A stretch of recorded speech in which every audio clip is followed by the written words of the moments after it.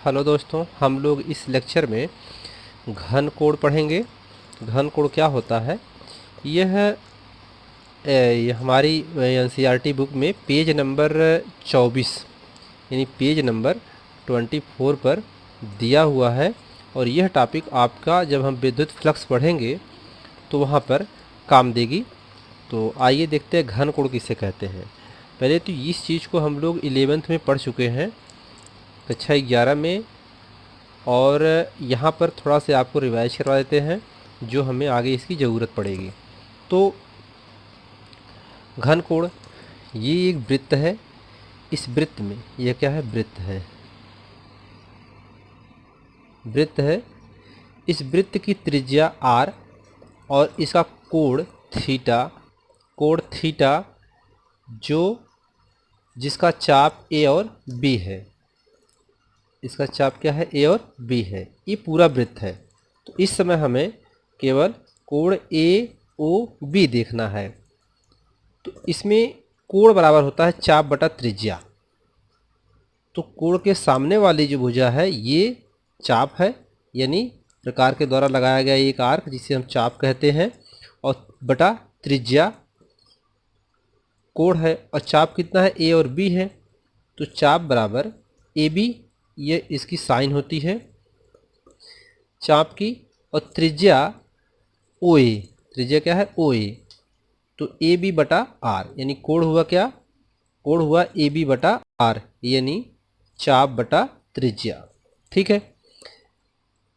वृत्त पर कुल चाप, यानी अब इस वृत्त पर जो वृत्त है, इस वृत्त पर पूरा चाप क्या होगा? यानी इस वृत्त पर पूरा चाप कितना होगा? तो जिसे हम कहते हैं परिधि। पूरा चाप का मतलब क्या होगा? परिधि 2πr हो। तो अब वृत्त पर कुल चाप नहीं, वृत्त के केंद्र पर होना चाहिए यहाँ पे।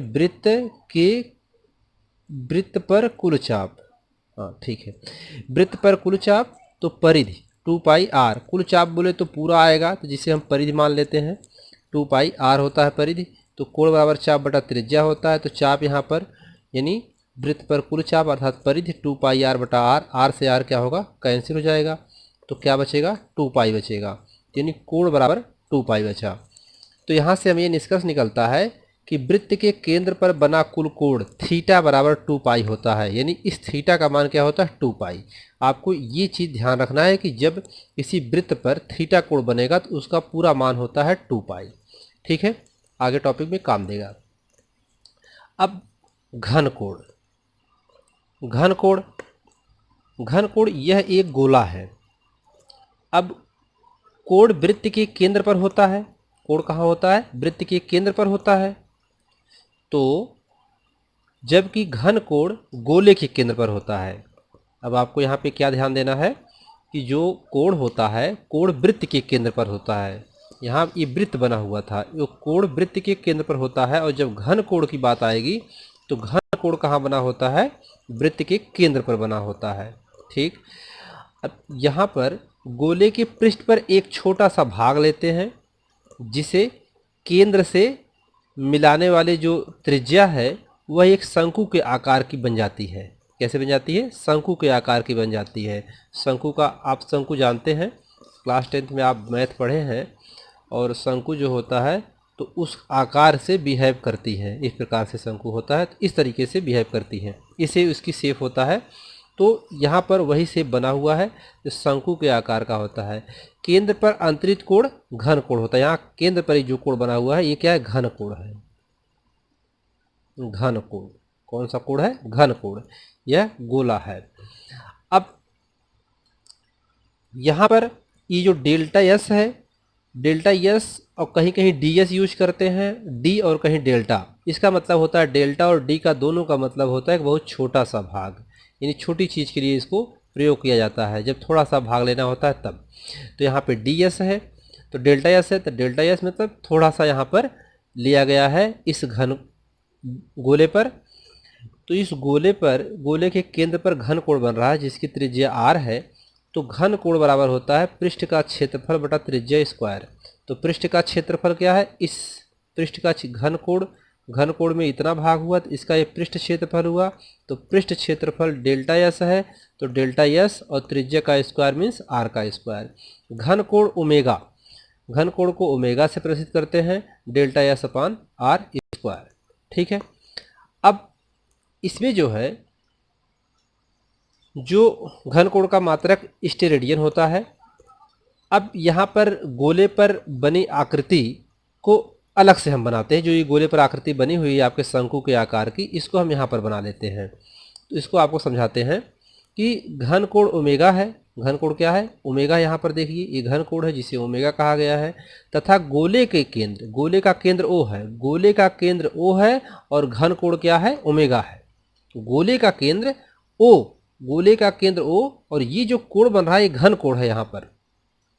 ठीक, तो ये यहाँ पर आपको कोण दिखाया गया है जो घन कोण है, और केंद्र उसका क्या है? ओमेगा। केंद्र से पृष्ठ पर, अब केंद्र से इस पृष्ठ पर सीधी रेखा खींची गई है जो यह विस्थापन वेक्टर यानी सदिश वेक्टर r को प्रदर्शित करती है, सदिश वेक्टर r को प्रदर्शित करती है। यहाँ पे ये जो r है यह सदिश को प्रदर्शित कर रहा है, सदिश है। ठीक है, अब यहाँ पे हम लोग कक्षा 11 में पढ़ चुके हैं कि क्षेत्रफल, आयतन, चाल, दूरी आदि जो होती हैं ये सब अदिश राशि होती है। जब हम लोग अब इसको आगे पढ़ेंगे, इसी चीज़ को, क्षेत्रफल, आयतन, चाल, दूरी को अदिश राशि थी, तो इसको जब हम आगे इलेक्ट्रोस्टैटिक्स वाले चैप्टर में पढ़ेंगे, स्थिर वैद्युतिकी वाले में पढ़ेंगे, तब वहाँ क्षेत्रफल को अदिश राशि लेंगे, तब वहाँ उसको हम सदिश राशि लेंगे। ये सब अदिश राशियाँ होती हैं, लेकिन वहाँ पर हम सदिश राशि लेंगे। अब क्यों लेंगे? क्योंकि यहाँ जो गोले को लिखा गया है, जो गोले को लिया गया है, वहाँ गोले को छोटे छोटे हिस्से में हम लोग बांट देंगे। ये जो गोला लिया गया है उस गोले को जब हम निकालेंगे उसका मान, तो उसको हम छोटे छोटे हिस्सों में, टुकड़ों में बांट देंगे, तो जिससे वह छोटा छोटा जो भाग बनेगा वह किसी स्थिति में है तब वह एक बड़ा सदिश, वहाँ पर तब एक सदिश बन जाएगा। और किसी भी पृष्ठ पर दिशा हमेशा लंबवत होती है, ये ध्यान रखना है। किसी भी पृष्ठ पर दिशा हमेशा लंबवत होती है। और जब जैसे बोर्ड पर हम लोग सीधे चॉक से लिखते हैं, बोर्ड पर चॉक से लिखा जाता है, तो वह लंबवत ही होता है। तब हम कह सकते हैं कि जो दिशा r की, वेक्टर r की ही वही दिशा पृष्ठ डेल्टा एस की होती है। जो r की होगी वही इसकी पृष्ठ की भी होगी। जैसे बोर्ड पर लिखा जा रहा है, ये चाक है, तो इस चाक से हम बोर्ड पर लिख रहे हैं, तो अब बोर्ड एक पृष्ठ है, तो इस चाक और पृष्ठ का एक दिशा में होंगे। ठीक है, अब यहाँ पर आपको एक फिगर और बनाया गया। इस फिगर में जो हमारा डेल्टा एस है, पृष्ठ है, ये डेल्टा एस पृष्ठ विस्थापन वेक्टर r के साथ एक थीटा कोण बनाता है। इसके डेल्टा एस के साथ जो सदिश है, यह वेक्टर r के साथ यानी सदिश r के साथ क्या करता है? एक थीटा कोण बनाता है। नए पृष्ठ का क्षेत्रफल, वेक्टर की दिशा डेल्टा एस है, ये नया पृष्ठ बन रहा है ऐसा, जो डेल्टा एस दिखाई दे रहा है यहाँ पे, एक जब नया कोण बनता है, इसको थोड़ा से यहाँ पर डेल्टा एस को क्या करते हैं हम लोग, नीचे की तरफ इसकी दिशा हो जाती है। डेल्टा एस की दिशा क्या होती है? नीचे की तरफ हो जाती है, तो एक नया पृष्ठ बन जाता है। अब वेक्टर r और डेल्टा एस यानी सदिश r और डेल्टा एस के बीच के कोण जो होता है वह थीटा कोण बन जाता है। तब सूत्र जो होता है ओमेगा बराबर डेल्टा एस cos थीटा अपान r स्क्वायर हो जाता है। अब यहाँ पे cos थीटा लिया गया है, यहाँ पर डेल्टा एस साइन थीटा लिया गया है। अब यहाँ cos थीटा क्यों लिया गया? cos थीटा इसलिए लिया गया कि जो डेल्टा एस यानी वेक्टर r है और ये जो हमारा डेल्टा एस है, ठीक है, ये वेक्टर r की दिशा में है।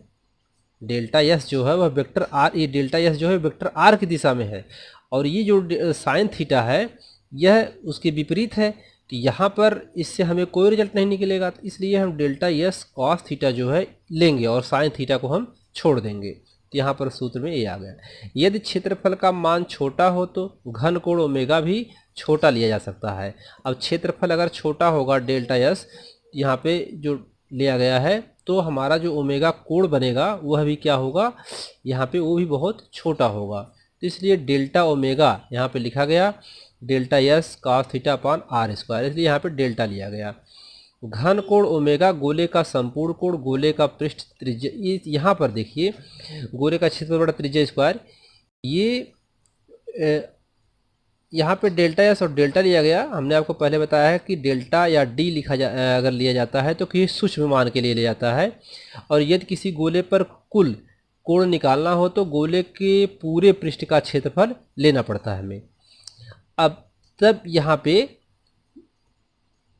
घन कोण ओमेगा का संपूर्ण कोण क्या होगा, यानी घन कोण ओमेगा का संपूर्ण कोण क्या होगा, तो संपूर्ण कोण के लिए अब उसका गोले का क्षेत्रफल क्या होता है, 4 पाई आर स्क्वायर होता है। यहाँ पे गोले का क्षेत्रफल बराबर क्या होता है, 4 पाई आर स्क्वायर होता है अपान आर स्क्वायर, तो गोले का क्षेत्रफल बटा त्रिज्या स्क्वायर। अब यहाँ आर स्क्वायर से आर स्क्वायर कैंसिल हो गया तो 4 पाई बचा, तो ओमेगा बराबर क्या आया, 4 पाई, जो संपूर्ण गोले का सूत्र है। किसी गोले के केंद्र पर संपूर्ण घनकोण ओमेगा बराबर 4 पाई आर के बराबर होता है। यहाँ पर हम लोगों ने घन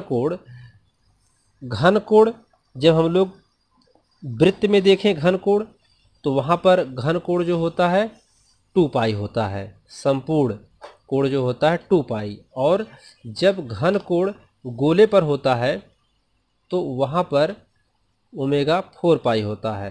ठीक है, यानी वृत्त पर कोण बनता है और गोले पर घन कोण बनता है।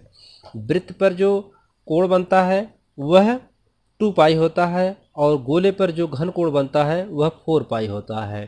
ठीक है, तो उम्मीद करते हैं कि आपको ये वीडियो पसंद आया होगा। धन्यवाद।